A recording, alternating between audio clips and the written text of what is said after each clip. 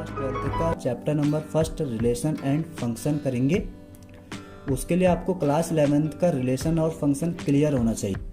I hope कि वो सारी चीज़ें आपको क्लियर हों, तो यहाँ पे तभी वो आपको जल्दी समझ में आएगी। बाय द वे आपको कुछ चीज़ें क्लियर ना भी हो तो हम बीच में उनको डिस्कस कर लेंगे, छोटी छोटी चीज़ें। तो चलिए स्टार्ट करते हैं। आज का पहला टॉपिक है हमारा रिलेशन। तो रिलेशन क्या होता है? हमारा रिलेशन होता है कार्टेशियन प्रोडक्ट का सबसेट। कार्टेशियन प्रोडक्ट का सबसेट को ही हम क्या कहते हैं? रिलेशन कहते हैं। अब इसमें बात आती है कार्टेशियन प्रोडक्ट की। तो कार्टेशियन प्रोडक्ट क्या होता है? एक ऑर्डर्ड पेयर होता है। कार्टेशियन प्रोडक्ट क्या होता है? एक ऑर्डर्ड पेयर होता है दो सेटों का। मान के चलो कि एक सेट से दूसरे सेट में हमें एक कार्टेशियन प्रोडक्ट निकालना है, तो उनका ऑर्डर्ड पेयर क्या कहलाता है? हमारा कार्टेशियन प्रोडक्ट कहलाता है यहाँ पे। ठीक है, तो चलिए हम पहले इसकी डेफिनेशन लिख लेते हैं रिलेशन की।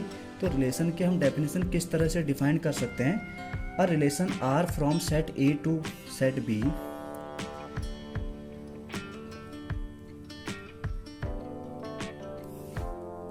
a relation R from set A to set B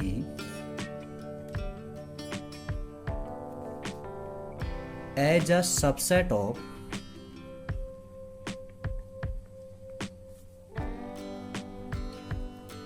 the Cartesian product A and B. Subset of the Cartesian product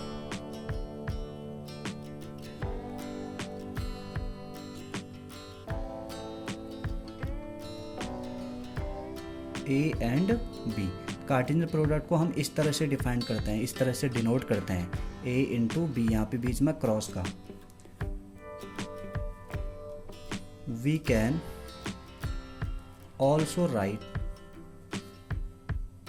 इसको हम कुछ इस तरह लिखते हैं यहाँ पे। एक रिलेशन जो हमारे पास आर है वो क्या है? हमारे पास कार्टेशियन प्रोडक्ट का सबसेट है। कार्टेशियन प्रोडक्ट का सबसेट है यहाँ पे। ठीक है, तो इस तरह से भी डिफाइन कर सकते हो और हम इस तरह से भी डिफाइन कर सकते हैं इसको।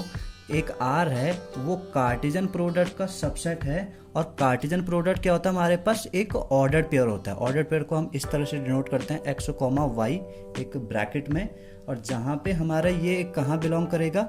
ए इंटू बी में, ए क्रॉस बी में ये बिलोंग करेगा हमारा है। ठीक है, तो ये जो ऑर्डर्ड पेयर है वो किसका एलिमेंट है? ए क्रॉस बी का, कार्टेशियन प्रोडक्ट का यहाँ पे ये एलिमेंट है। जहाँ पे एक्स, जो ये एक्स वाला एलिमेंट होता है ये बिलोंग करता है हमारा पहले वाले सेट में, एंड वाई वाला जो हमारे पास एलिमेंट है ये बिलोंग करता है बी सेट में। ठीक है, तो कुछ इस तरह से इसकी हमारे पास डेफिनेशन होती है। हाँ, यहाँ पे एक बात ध्यान रखना कि ये जो मैंने नीचे इक्वल का साइन लगाया हुआ है, ये जो मैंने नीचे इक्वल का साइन लगाया हुआ है, इसका मीनिंग होता है कि कभी कभी हमारा रिलेशन कार्टेशियन प्रोडक्ट के इक्वल भी आ सकता है। यहाँ पे कभी कभी हमारा जो रिलेशन है वो कार्टेशियन प्रोडक्ट के इक्वल आता है। हमेशा क्या होता है कि जो रिलेशन आता है वो कार्टेशियन प्रोडक्ट के या तो इक्वल आएगा या तो उससे छोटा आएगा। लेस एंड इक्वल आता है, कभी भी उससे ज़्यादा नहीं आएंगे। जो भी एलिमेंट हमारे ए क्रॉस बी में होते हैं तो रिलेशन के जो एलिमेंट होंगे हमेशा क्या होंगे? उससे कम ही होंगे या उसके इक्वल हो सकते हैं, उससे ज़्यादा नहीं हो सकते। ठीक है, सबसेट वगैरह आपने पढ़ी होगी यहाँ पे 11th में, वही चीज़ है यहाँ पे। कुछ चीज़ें इसमें हमने एक चीज़ यहाँ पे ध्यान में रखना कि मान के चलो कि किसी सेट ए में हमारे पास नंबर ऑफ जो एलिमेंट है वो है P, and number of element in set B वो है हमारे पास क्यू। तो हमें ये बात पता है कि number of element A into B में कितने होंगे, तो हमें पता है कि वो ए इंटू बी में कितने एलिमेंट होंगे? P into Q, P into Q इतने एलिमेंट्स होते हैं। ठीक है, कहने का मतलब है मान के चलो किसी सेट में हमारे पास 3 एलिमेंट है और बी सेट में हमारे पास 2 एलिमेंट है, तो ए क्रॉस बी में हमारे पास कितने एलिमेंट होंगे? तो इनका क्या हो जाता है? यहाँ पे डायरेक्टली प्रोडक्ट कर सकते हो। तो 3 इंटू 2 इट मीन्स 6 एलिमेंट होंगे ए क्रॉस बी में। ए क्रॉस बी में हमारे पास 6 एलिमेंट होंगे, और इसी के साथ नंबर ऑफ रिलेशन कितने होंगे? ए क्रॉस बी में नंबर ऑफ रिलेशन कितने होंगे? तो वो हमारे पास होता है 2 की पावर p इंटू क्यू। अगर इसके अकॉर्डिंग देखेंगे तो नंबर ऑफ रिलेशन हमारे कितने बन सकते हैं? यहाँ पे 2 की पावर ये 3 इंटू पी की जगह हमारे पास 3 है, और इसकी जगह कितनी है? क्यू की जगह 2। तो हमारे पास कितने हो जाएंगे 2 की पावर 6। अब 2 की पावर 6 से जितना भी होता है ये हमारे पास होता है 64। तो 64 रिलेशन हम बता सकते हैं।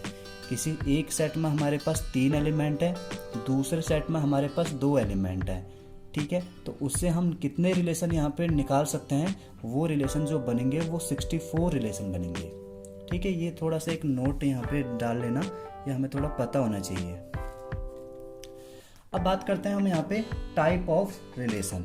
अब बात करेंगे यहाँ पे type of relation. First type का हमारे पास यहाँ पे रिलेशन है एम्प्टी रिलेशन। तो एम्प्टी रिलेशन क्या होता है कि हम एक रिलेशन इस तरह से हम डिफाइन कर रहे हैं जहाँ पे एक भी एलिमेंट ना हो, जहाँ पे एक भी एलिमेंट ना हो।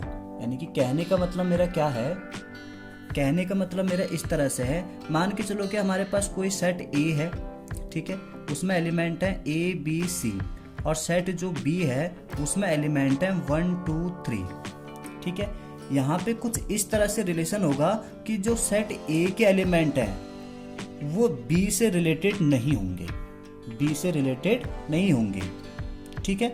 तो इस रिलेशन को क्या कहते हैं हम, एम्प्टी रिलेशन कहते हैं। यानी कि सेट ए का जो एलिमेंट है वो बी से रिलेटेड ही नहीं है, ए के जो एलिमेंट है वो बी से रिलेटेड ही नहीं है। तो इस टाइप के रिलेशन को हम क्या कहते हैं यहाँ पे, एम्प्टी रिलेशन। तो हम डेफिनेशन कुछ इस तरह से लिख सकते हैं, a relation are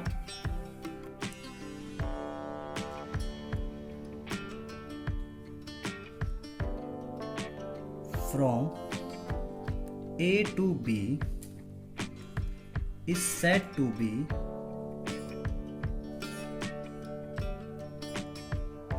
empty relation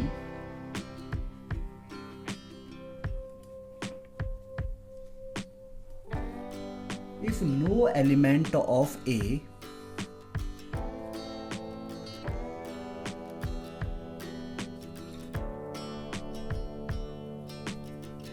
is related to any element of B, element of B, ठीक है। यहाँ पे A के जो एलिमेंट होंगे वो B से रिलेटेड नहीं होंगे। यहाँ पे एक भी एलिमेंट B से रिलेटेड नहीं होगा। तो इस टाइप के रिलेशन को हम एम्प्टी रिलेशन कहते हैं। तो इसका मतलब क्या होगा यहाँ पे कि जो हमारा R होगा वो क्या होगा, 5 होगा। एम्प्टी को हम 5 से डिनोट करते हैं, 5 A क्रॉस B का, ठीक है। यानी कि सबसेट होगा, जो 5 होगा हमारा वो सबसेट होगा A क्रॉस B का, क्योंकि रिलेशन को अभी हमने डिफाइन करा हुआ है ना कि जो रिलेशन R होता है वो सबसेट होता है यहाँ पे कार्टेशियन प्रोडक्ट का। तो यहाँ पे क्या है, हमारे पास एक भी एलिमेंट यहाँ से एक A से B में रिलेटेड नहीं है, तो क्या है यहाँ पे एक नल सेट मिलेगा तुम्हें वहाँ से। तो नल सेट क्या होगा, इसका क्या होगा, सबसेट होगा, ठीक है। तो इस तरह से हम इसको डिनोट कर सकते हैं एम्प्टी रिलेशन को। नेक्स्ट है हमारे पास यहाँ पे यूनिवर्सल रिलेशन। तो यूनिवर्सल रिलेशन क्या होता है, a relation R in set X, a relation R in set X is called universal relation if each element of x is related to every element of x। कहने को मैंने यहाँ पे सिर्फ एक ही सेट की बात करी की, कहने का मतलब यहाँ पे ये था कि कोई रिलेशन इस तरह से है जो x से x में जा रहा है, x से x में जा रहा है। मान के चलिए कि ये इसको x की जगह तुम a और b भी लिख सकते हो, ऐसा कोई प्रॉब्लम नहीं है यहाँ पे, ठीक है। तो यहाँ a b c है और ये x में भी a b c होंगे। तो कुछ इस तरह से रिलेशन बनना है कि मतलब a का इस x के जो यहाँ पे इस x जो ये वाला एलिमेंट है a, ये हर एक के साथ रिलेटेड होगा कुछ इस तरह से, b भी हर एक के साथ रिलेटेड होगा और c भी कुछ सिमिलरली हर एक के साथ यहाँ से रिलेटेड होगा यहाँ पे। तो और यही चीज़ हमारी क्या कहलाती थी, कार्टेशियन प्रोडक्ट। कार्टेशियन प्रोडक्ट में भी तो ये था, मान के चलो कि इससे ये हम a और b ये इसी को भी शो कर सकते हो तुम यहाँ पे। तो यहाँ पे क्या होता है, यूनिवर्सल एक सेट पड़ा होगा, वो सबसे बड़ा सेट भी कहलाता है हमारा। तो यूनिवर्सल रिलेशन क्या है कि जो इस x के एलिमेंट होंगे वो इससे क्या होंगे, हर एक से रिलेटेड होंगे। ये ए इन तीनों से रिलेटेड होगा, बी भी इन तीनों से रिलेटेड होगा एंड सी भी इन तीनों से रिलेटेड होगा। तो इस टाइप के जो रिलेशन को हम क्या कहते हैं, यूनिवर्सल रिलेशन। मान के चलो कि सिर्फ एक सेट की बात नहीं कर रहे, हम दो सेट है हमारे पास, जैसे कि ये ए और बी हमारे पास इस तरह से सेट हैं। तो यहाँ पे अगर हम बात करें यूनिवर्सल रिलेशन की, तो यहाँ पे ये ए क्या करेगा, 1 के साथ भी रिलेटेड होगा, 2 के साथ भी एंड 3 के साथ भी। सिमिलरली बी भी 1 के साथ भी, 2 के साथ भी एंड 3 के साथ भी। सी भी 1 के साथ भी होगा, 2 के साथ भी होगा एंड 3 के साथ भी होगा। तो every element of A is related to every element in B. तो ए के जितने भी एलिमेंट हैं, जितने भी एलिमेंट हैं वो हर एक एलिमेंट से, बी के हर एक एलिमेंट से रिलेटेड होंगे। तो इस टाइप के रिलेशन को क्या कहते हैं हम, यूनिवर्सल रिलेशन। तो यहाँ पे कुछ इस तरह से, तो जो ये रिलेशन है वो क्या है, यहाँ पे मैंने x यहाँ पे डिफाइन करा हुआ है। तो x और x ये हमारे कार्टेशियन प्रोडक्ट है, x क्रॉस x लिखा हुआ है। तो जो ये r आएगा हमारे इसके इक्वल आएगा। कार्टेशियन प्रोडक्ट भी तो कुछ इसी तरह से था कि सेट A के जो एलिमेंट होंगे सेट B से यहाँ पे हर एक के साथ रिलेटेड होंगे। तो इसको हम कार्टेशियन प्रोडक्ट भी कहते हैं यहाँ पे। तो ध्यान रखना कि जो यूनिवर्सल रिलेशन होता है वो हमारे पास क्या होता है, कार्टेशियन प्रोडक्ट के इक्वल होता है, कार्टेशियन प्रोडक्ट के इक्वल होता है। क्लियर है। नेक्स्ट हमारे पास कुछ स्पेशल टाइप के रिलेशन है, तो जिसमें पहला नंबर पे आता है रिफ्लेक्सिव रिलेशन। तो रिफ्लेक्सिव रिलेशन क्या होता है, एक रिलेशन R को हम रिफ्लेक्सिव रिलेशन किसी सेट में डिफाइन करा हुआ है, सेट A में। कब यहाँ पे रिफ्लेक्सिव रिलेशन कहेगा, if x, x belongs to R।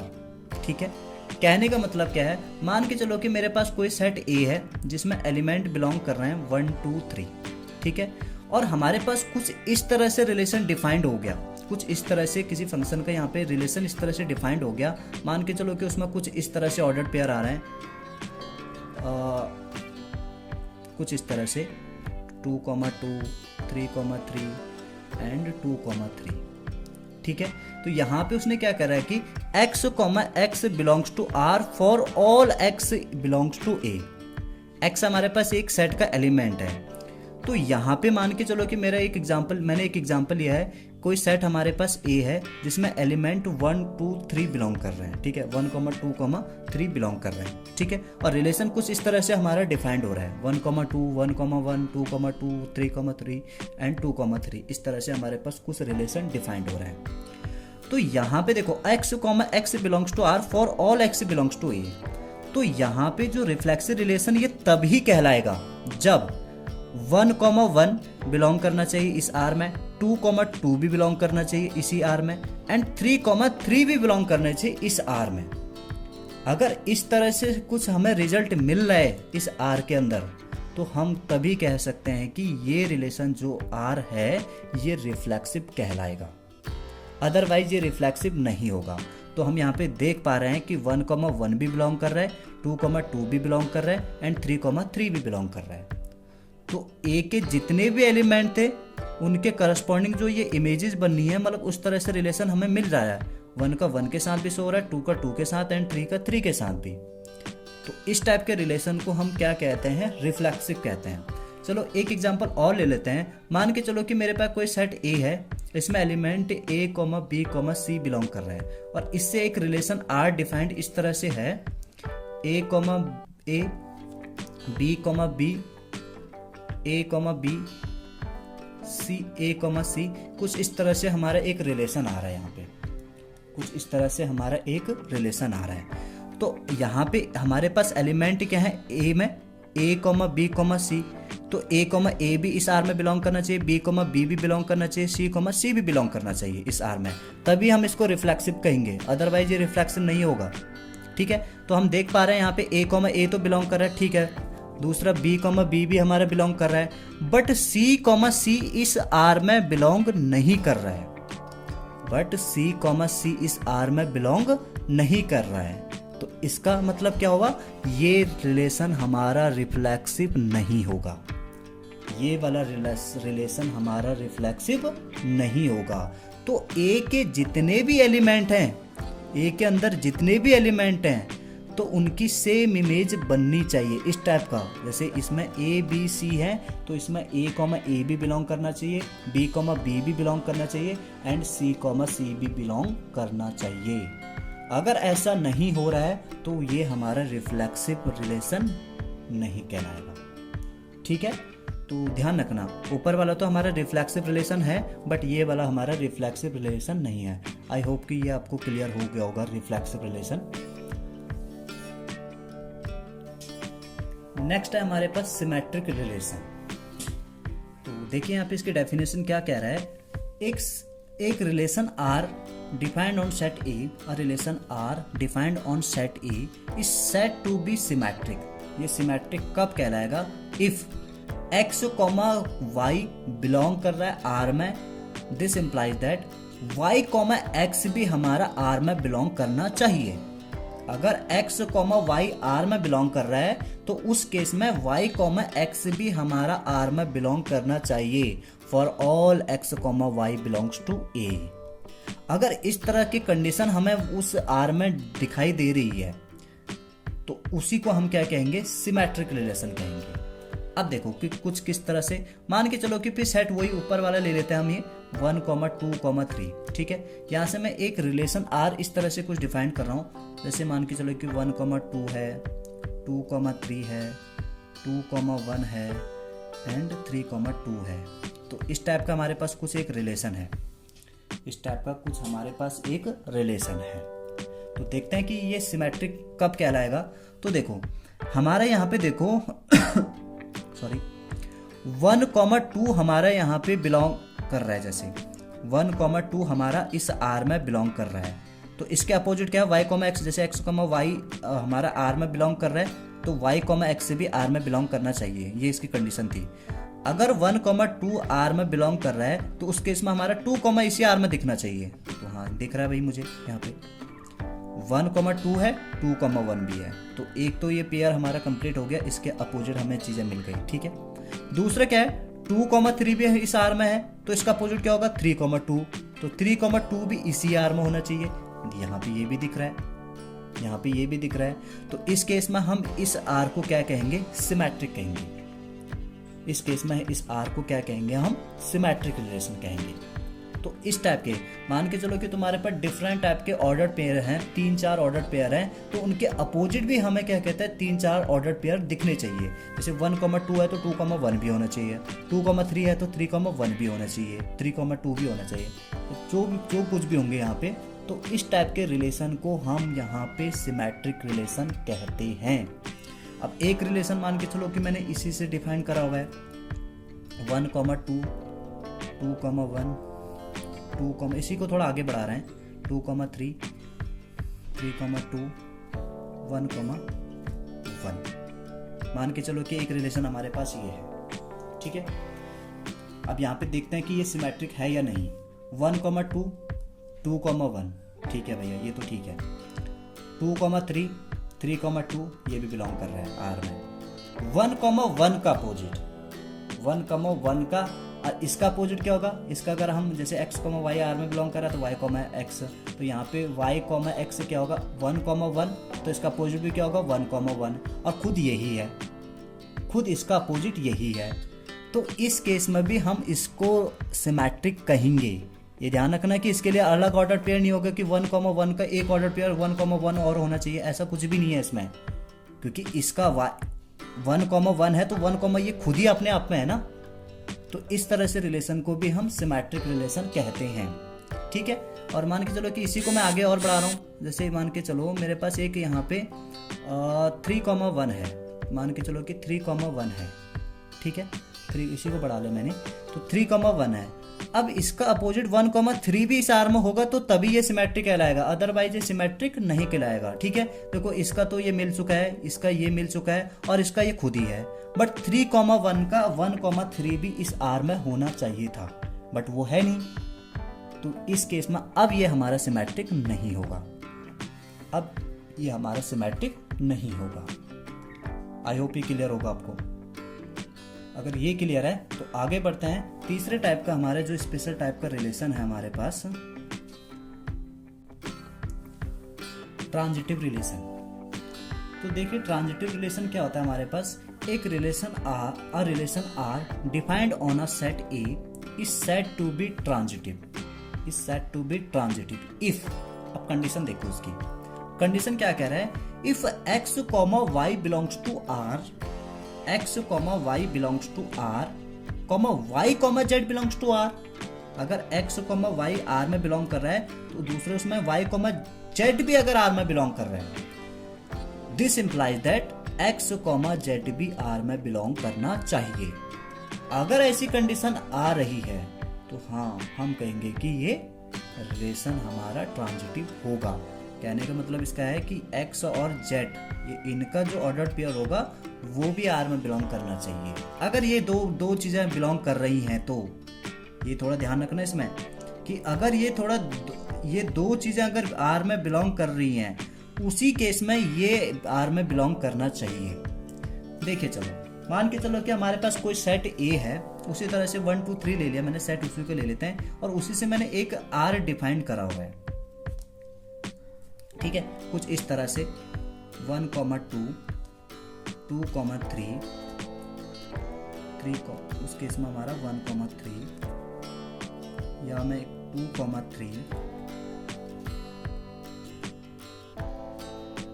1, 2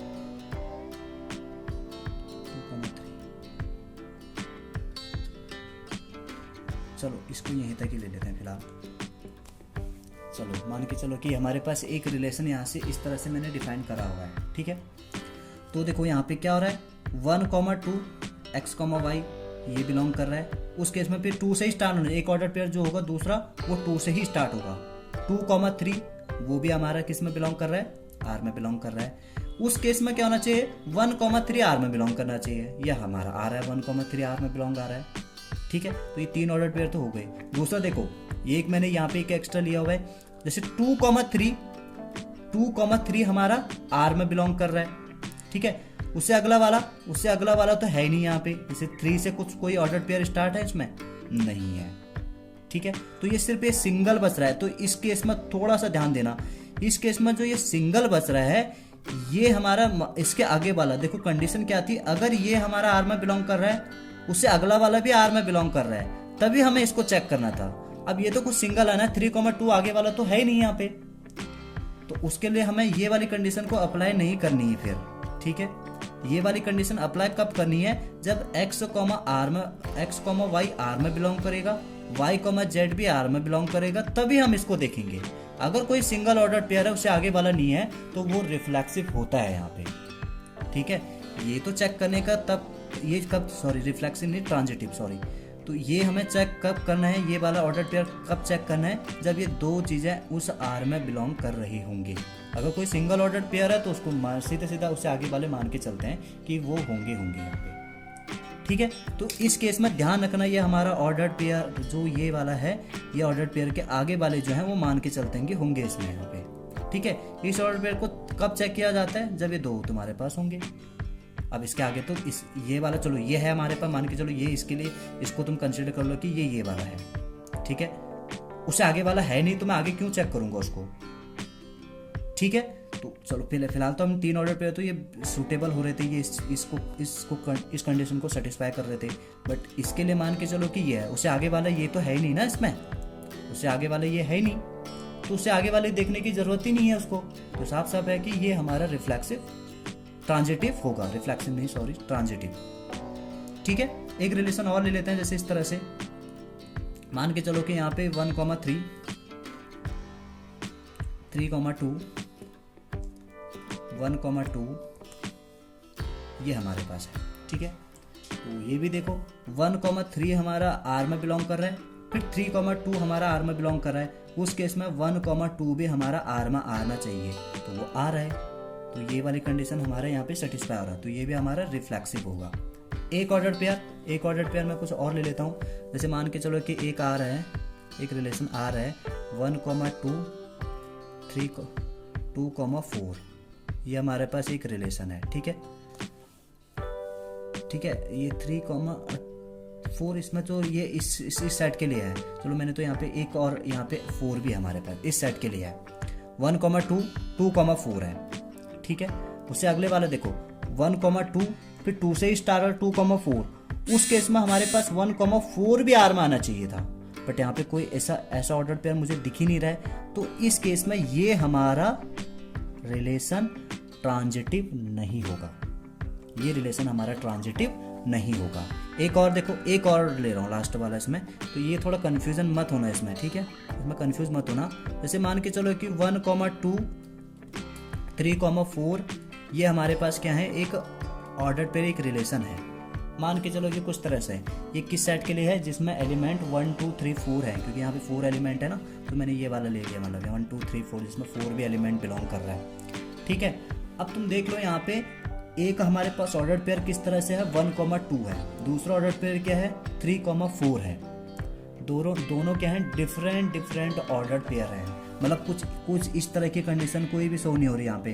जैसे मान के चलो कि तुम इसको ये कंसिडर कर लो 1,2 को, उससे अगला वाला थोड़ी ना मिला मुझे 2, कुछ 2, ऑर्डर पेयर नहीं है ना यहाँ पे, तो इसके आगे वाला कुछ नहीं है, ठीक है। तो इसको हम ये वाली कंडीशन आप यूज नहीं करेंगे इसमें। उसी तरह 3,4 मान के चलो कि तुम इसको मान के चलो, उसे 4, कुछ अगला होना चाहिए था, तो वो भी नहीं है। अभी दो डिफरेंट टाइप के ऑर्डर पेयर हैं, तो जब तुम्हें डिफरेंट टाइप के ऑर्डर पेयर इस तरह से तुम्हें दिख रहे हैं, तो ये रिलेशन भी हमारा ट्रांजिटिव होता है, ये रिलेशन भी हमारा ट्रांजिटिव होता है। ये वाली कंडीशन कब चेक करनी है, थोड़ा सा इस पे फोकस करो। ये वाली कंडीशन कब चेक करनी है हमें, जब x, y R में बिलोंग कर रहा है, उस केस में y, z भी R में बिलोंग कर रहे हैं, इस केस में x, z हमारा R में बिलोंग करना चाहिए, तभी ये हमारा ट्रांजिटिव होता है। इसको कब चेक करना है, ध्यान में रखो, जब ये ऑर्डर पेयर और ये ऑर्डर पेयर तुम्हारे रिलेशन में हैं, तभी तुम इसको चेक करोगे।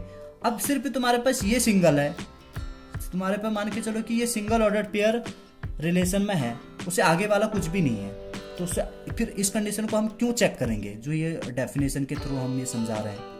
तो इस केस में माना जाता है कि अगर ये सिर्फ सिंगल ऑर्डर पेयर है, तो ये भी होगा, ये भी होगा, ठीक है। आई होप कि ये सभी चीजें आपको क्लियर होंगी। यहाँ पे ये 3 स्पेशल टाइप के हमारे पास रिलेशन थे, reflexive relation, symmetric relation and transitive relation. Transitive relation को थोड़ा सा एक बार ध्यान से देखना, इन चीज़ों को एग्जाम्पल तुम्हारे एनसीईआरटी बुक में अच्छे से दिया है, उनको थोड़ा ट्राई करो, क्लियर हो जाएंगे आपको। अगर आपको वीडियो पसंद आए तो please like, share and subscribe जरूर करिएगा। थैंक यू, मिलते हैं अगली वीडियो में।